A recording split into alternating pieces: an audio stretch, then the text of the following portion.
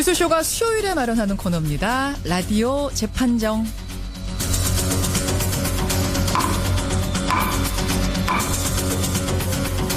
논란이 되고 있는 이슈나 인물을 저희가 스튜디오 재판정 위에 올려놓으면 여러분 들으시면서 양측의 변론을 들으시면서 배심원 자격으로 판결을 내려주시면 되죠. 오늘도 두 분의 변호인 나오셨습니다. 노영희 변호사님 어서 오세요. 네, 안녕하십니까. 손소 변호사님 어서 오십시오. 네, 안녕하세요. 손 변호사님. 네. 휴대폰 항상 들고 다니시죠? 들고 다니죠. 주무실 때도 혹시 옆에다? 근처에는 있습니다. 예. 근처에. 네. 소리는 켜놓고 주무세요? 아니요. 소리는 무음으로 해놓고. 네, 알람만 맞춰놓고. 노 변호사님. 네네. 휴대폰에서 제일 많이 쓰시는 기능이 뭐예요? 맨날 인터넷 검색 기능하고 카톡 기능 이런 거 많이 쓰는 노 거. 변호사님도 항상 들고. 네, 방송 올 저도 때도 항상. 옆에 놓고. 지난주에는 네. 벨소리 사고 났잖아요. 우리. 너무 죄송합니다. 네. 방송하다가. 제가 그 말씀하시려고 지금 이걸 보내는 겁니까? 네, 이런 식으로 나를 오늘 일주일 지나서 혼을 내주시네. 죄송합니다, 여러분. 오늘 좀 뒤늦게 사과. 사실 그때 레인보우를 잘못 건드려가지고요. 예, 휴대폰 사과. 이 정도로 사실은 휴대폰이 일상생활에 빠뜨릴 수 없는 물건이 됐어요. 저도 지금 옆에 놓고 하거든요, 사실은. 자녀들한테는 그럼 휴대폰. 손 변호사님. 네. 자녀분한테 휴대폰 사주셨어요? 아니요. 저희 첫째가 이제 3학년이어가지고, 아직은 전화기 없습니다. 사실은 3학년들도 요새 많이 쓰는데 아예 안 주셨어요? 네, 저희는 없습니다. 아이들이. 노 변호사님은? 저희는 애들 둘 다 스마트폰 제 거보다 훨씬 좋은 걸 쓰고 있습니다. 그래요? 불만이 많아요. 한 명은 6학년이고, 한 명은 이제 고등학교 3학년 정도 되는데, 둘 다 자유롭게 잘 쓰고 있더라고요. 막 쓰게 그냥 두세요? 네, 저는 그런 걸 잘 관리를 못해요, 제가. 그 아이들이 어떤 식으로 하고 있는지 자체를 제가 좀 신경 안 쓰고 있어요. 아니, 약간 그 인터넷 중독 같은 거 될까봐 게임 중독 이런 거 걱정하시는 분들 근데 안 그럴 것 같더라고요, 우리 애들을 보면은. 너무 믿으시는 건 아니에요? 좀 제가 좀 약간 관심이 없기도 한데. 네, 그건 농담이고 아마 저는 그냥 믿어요, 아이들을. 네. 자, 여러분은 어떻게 휴대폰 관리하세요? 특히 자녀의 스마트폰 어떻게 관리하고 계십니까? 오늘의 주제가요, 바로 이 얘기와 관련된 주제입니다. 오늘의 주제. 청소년 유해 정보 차단 앱. 청소년 유해 정보 차단 앱을 강제로 설치한다면 이것은 사생활 침해인가 아니면 적절한 보호인가? 바로 이겁니다. 손 변호사님. 네. 이게 무슨 내용이에요? 네. 최근에 성인뿐만 아니라 어린이, 청소년들도 스마트폰을 많이 사용하고 있는데요. 예. 심지어 초등학교 저학년생들도 10명 중에 3명이나 스마트폰을 사용하고 있다고 합니다. 저학년도? 그렇습니다. 그런데 작년 7월 채팅 앱을 통해서 10대 소녀들의 나체 사진을 전송받은 후 이거를 이제 빌미로 협박을 해서 이제 성폭행까지 이어진 그런 20대 남성의 범행이 있었고요. 예. 또 경찰에 체포됐습니다.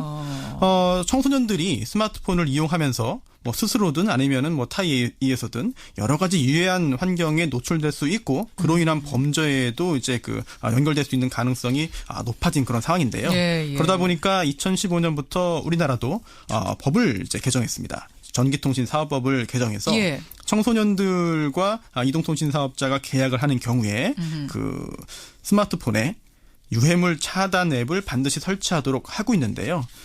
이 앱들이 유해 어플 실행 차단, 유해 사이트 접속 차단, 예. 유해 동영상 재생 차단 등의 기본 기능을 가지고 있고요. 아하. 그리고 또 이제 다른 앱 개발자들이 만들어서 파는 그런 유해물 차단 앱도 있거든요. 예. 이런 경우에는 이제 자녀들에 대해서 원격으로 조정할 수 있는 그런 기능까지 있다고 합니다. 그러면 의무적으로 깔게 돼 있는 거는 최소한 유해 앱 실행하는 거, 유해 사이트 접속하는 거, 유해 동영상 재생하는 거 세 가지는 차단하도록 반드시 깔아야 되고. 그렇죠. 기본 기능으로 하고 있는 것이고요. 그거보다 더 하고 싶으면 이제 부모가 알아서 깔면 되는 거고. 굉장히 많이 지금 나와 있습니다. 활발하게 지금 개발이 되고 있고 현재 다 유포가 되고 있는 상황인데요. 예. 이게 자녀를 보호하기 위해서 꼭 필요한 그런 조치이자 제도이다라고 하는 의견이 있는가 하면 또 그렇지 않은 의견도 있습니다. 어떤 시민단체는 이런 앱의 강제적인 그런 설치가 청소년의 사생활의 비밀과 자유를 침해한다. 또한 개인정보의 자기결정권을 침해한다라고 주장하면서 헌법 소원을 제기하기도 했습니다. 헌법 소원을 제기하는 이 정도까지 상황. 자, 여러분 어떻게 생각하십니까? 특히 자녀를 둔 분들은 오늘 좀 활발하게 문자 보내주세요. 이게 헌법 소원까지 가게 되면 결국 법적으로 다시 생각을 해야 되는 상황에 놓이니까 이 여론이 중요합니다. 노 변호사님 어느 쪽이세요? 저는 이렇게 그러니까 자율적으로 설치를 하도록 하는 것은 뭐 상관이 없겠지만 강제적으로 앱 설치를 강제하는 것은 청소년의 사생활 침해 혹은 기본권 침해가 될 수 있다 이런 입장이고요. 그래서 이런 강제 앱 설치에 대해서는 반대하는 입장입니다. 유해물 차단 앱 의무 설치, 강제 설치에는 사생활 침해다. 반대. 손 변호사님? 필요한 최소한의 규제이기 때문에 당연히 필요한 정도이지 않을까 생각됩니다. 이 정도는 해야 된다. 청소년 보호 차원이다. 찬성. 여러분 어떻게 생각하세요? 50원에 단문 100원의 장문 유료 문자입니다. 샵 1212 카톡 레인보우까지 열어놓고 지금부터 문자 활발하게 보내주시면 됩니다. 그러니까 제일 기본적인 게 아까 유해 사이트, 유해 앱 이런 거 차단이라고 그러셨죠? 네. 가장 적극적인 게 어떤 건지 아세요, 노 변호사님? 잘 모르겠는데요. 손 변호사님 아세요? 가장 적극적인 형태? 적극적인 거요? 예. 아예 아무것도 못하게 하는 거 아닙니까? 아예 핸드폰 안 사주는 게 나은 거 아니에요? 가장 적극적인 건 아예 핸드폰 안 사. 네. 맞네요. 지금 손 변호사님 제일 적극적인 형태로 하고 계시네요. 의도치 않게 그렇게 하고 있네요. 네. 저 같은 경우는 이제 스마트폰 사주긴 사줬어요. 근데 어떻게 하냐면 저는 좀 강한 감시에 들어간 엄마의 경우입니다.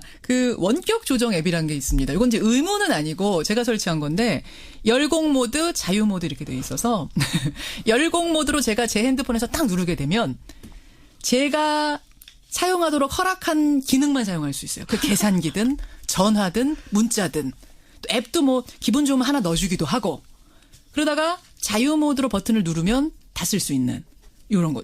아이가 자유 모드에서 휴대폰으로 인터넷을 막 검색하다가 제가 열공 모드 버튼을 누르는 순간 다 차단이 되는 뭐 이런 앱이 가장 적극적인 형태의 요건 이제 감시 앱, 보호 앱이라기보다는 감시 앱이 되는 거죠. 요런 앱입니다, 여러분.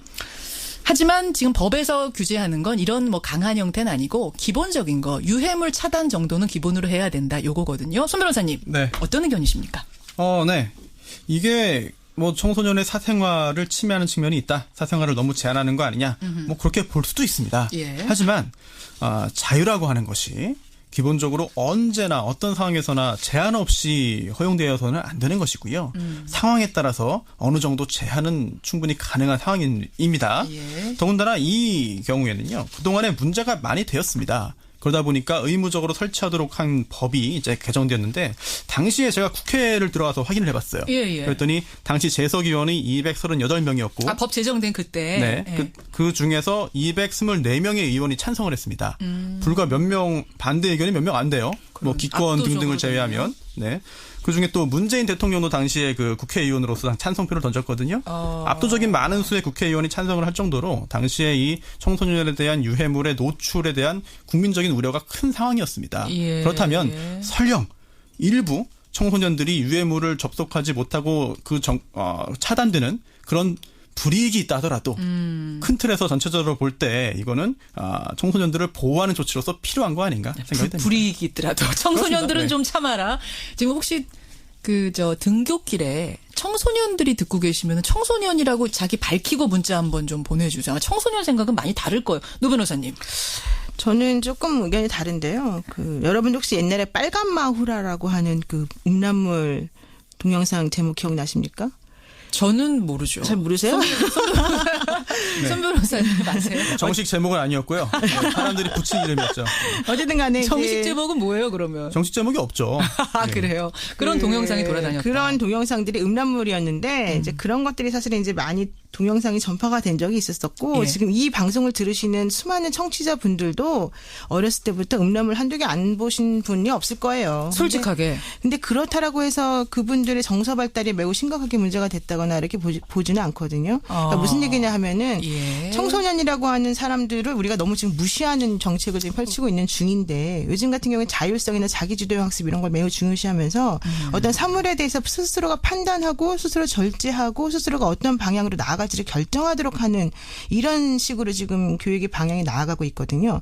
그럼에도 불구하고 그 청소년이 사용하는 스마트폰에는 무조건 유해 차단 앱을 강제적으로 설치하도록 한다는 것은 이러한 그 교육적인 측면의 방향하고도 맞지도 않고 중요한 거는 청소년의 프라이버시를 너무 침해하는 부분이 있고요. 사생활을 너무 침해한다. 또 부모의 교육권도 침해하는 게 있고 자기 결정권 같은 것들을 침해합니다. 부모의 교육권 침해는 무슨 말씀이세요? 부모가 사실은 이 아이에게 그러한 유해물 차단 앱을 설치해서 아이가 그런 것에서부터 멀리 떨어지게 할 것인가 말 것인가 자체를 어른이 부모가 결정하게끔 하는 것이 맞는데 지금 이 그 전기통신사업법인가요? 이 법에 의하면 무조건 설치하게끔 되어 있고 부모가 이걸 거부할 수가 없어요. 그러니까 아이들이 유해물도 자유롭게 그냥 접촉하면서 스스로 뭔가 주도적으로 걸러낼 수 있는 힘을 난 키우게 하고 싶어라는 그렇죠. 부모가 있더라도 무조건 지금 설치하게 돼 있는 이거는 그렇죠. 그러니까 이게 뭐냐면 스마트폰에만 이런 식으로 의무 설치가 강조되어 있는데 그렇다면 노트북이나 PC나 뭐 다른 루트를 통해서 아이들에게 그런 것들이 뭐 들어가게 되는 것을 우리가 막을 수는 없거든요. 알겠습니다. 자, 이 의견에 찬성하시면 여러분 노변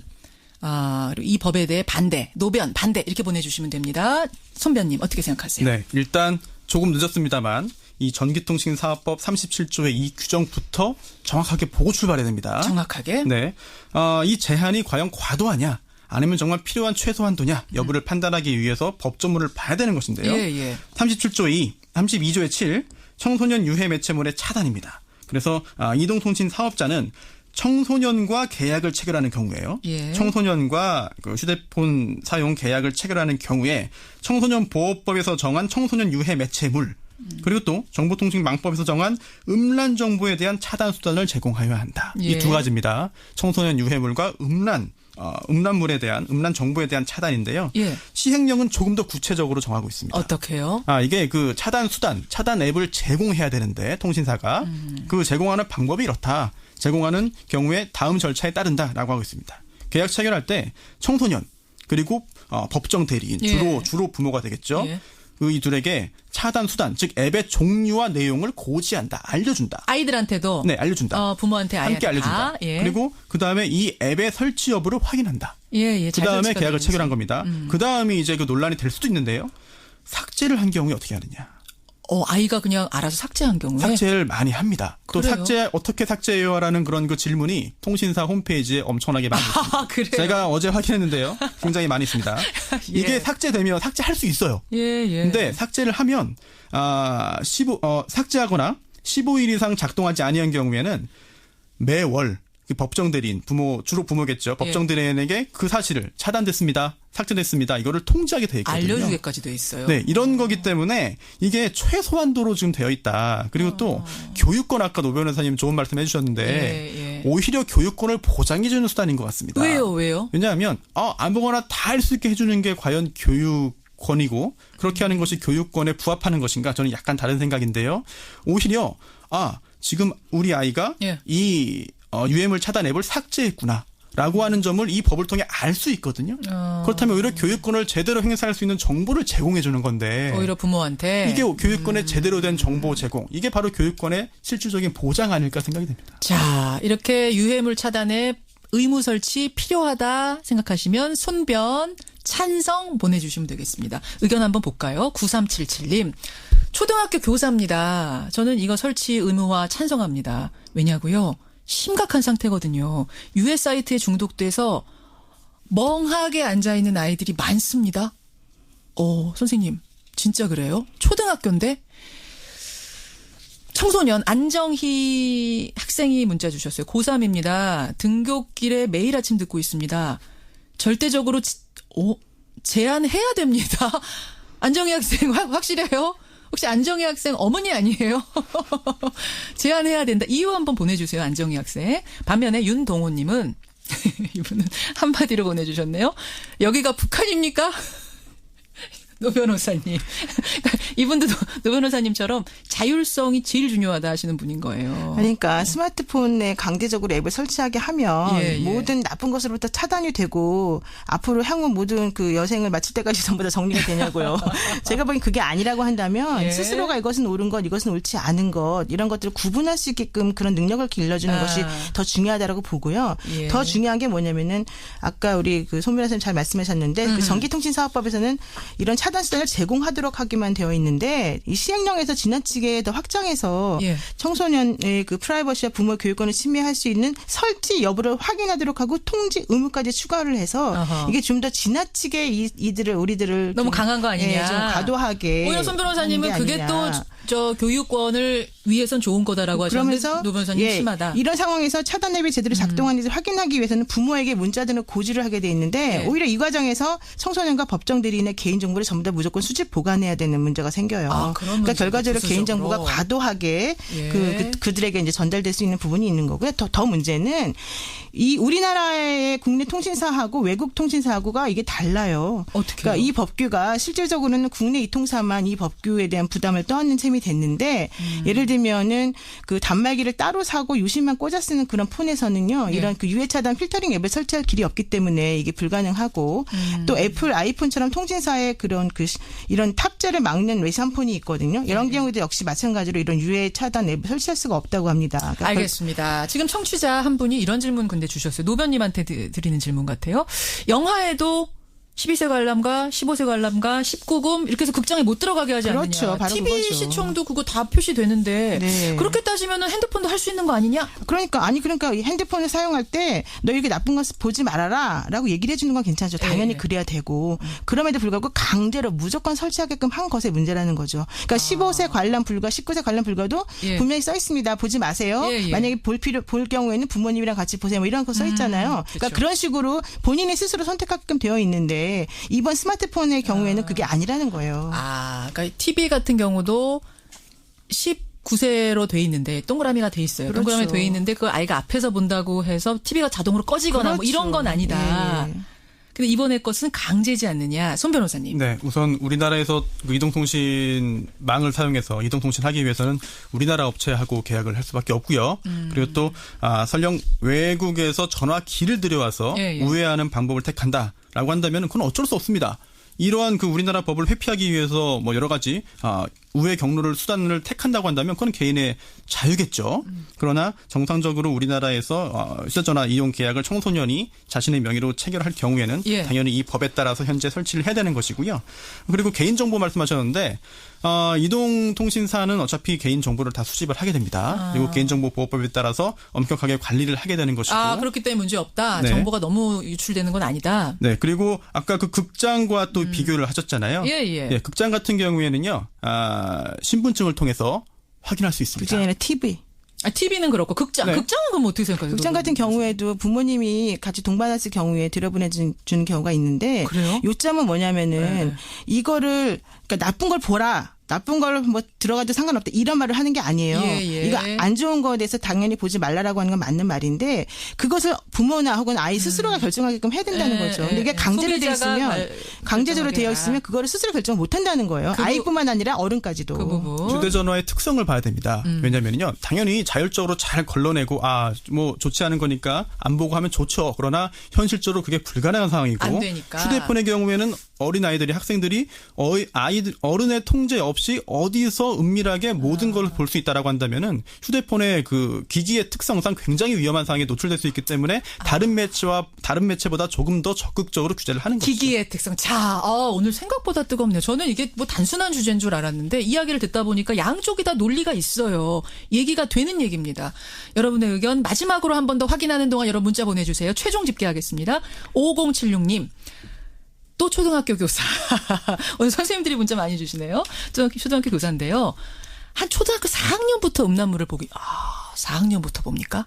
4학년부터 많이 보고요. 초등학교 6학년은 아이들끼리 스캔들도 많이 납니다. 그래서 무슨 스캔들이요, 선생님? 유해물 차단해야 됩니다. 이런 문자 주셨어요. 5604님은 어른들도 스스로 이게 제어가 안 되는데 이분은 어른들도 차단 앱 설치를 의무화해야 된다. 한 발 더 나간 분도 계시네요. 그런가 하면 윤동호님 성교육을 제대로 합시다. 이런 식 요법으로 아이들의 권리 침해하지 마시죠. 이런 문자를 주셨습니다. 자, 정리를 좀 해볼까요? 오늘 주제. 자녀의 스마트폰 감시 앱, 유해물 차단 앱 의무 설치. 이것은 사생활 침해인가 정당한 보호인가? 오늘 조금 압도적으로 나왔네요. 예. 89대 11, 89% 대 11%로 적당한 조치다. 손변의 손을 들어주셨습니다.